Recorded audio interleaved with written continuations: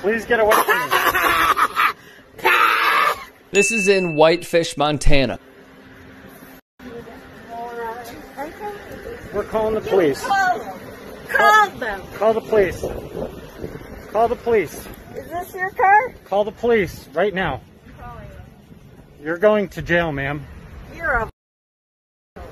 You're going to jail, ma'am. You don't go to jail for not wearing a mask. Republican Harry Carey here is enraged. You moron. You just coughed in my wife's face. You're going to jail, ma'am. I'm actually I'm gonna keep her here.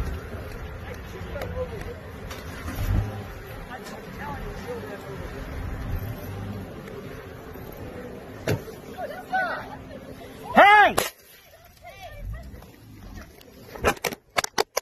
So she assaults fellow patrons.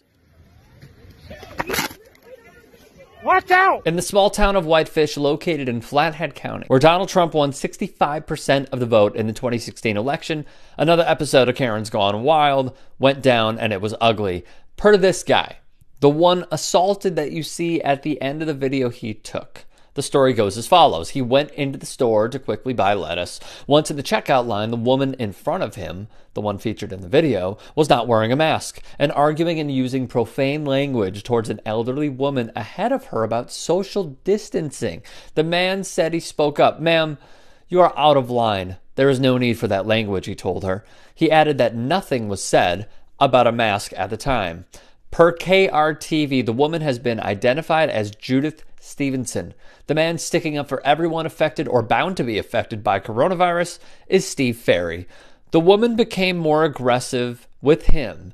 Once she left the store, the man said she continued to harass the elderly lady who was in front of her. Once they had reached the parking lot, he asked the woman if she wanted him to call police, to which she responded, yes.